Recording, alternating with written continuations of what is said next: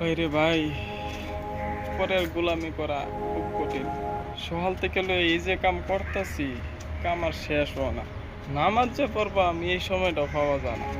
আমরা নিজের জরুরত পুরা করতে করতে জিন্দিগি শেষ করে দিলাম, তারপরেও জরুরত পুরা হয় না।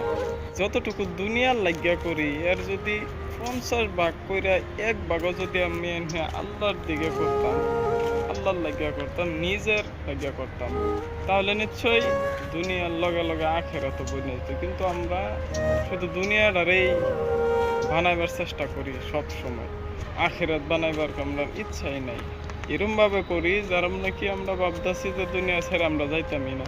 চা লাগতো না, জান লাগবো না।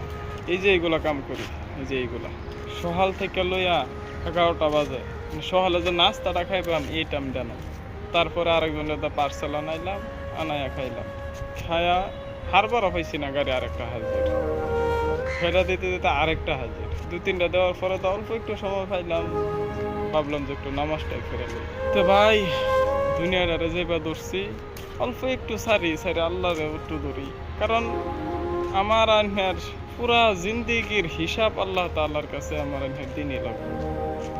এই সময় এটা জিগাইতো না যে তুমি কোন কাম করছিলা, কোন দেশ গেছিলা, কোন দেশ গেহেরা কামাই করে আনছো, চেন্নাই গেছিলা না কেরালা, মুম্বাই না দিল্লি, দুবাই না কুয়েট, আমেরিকা না লন্ডন, কোনো কিছুই জিগাইতো না।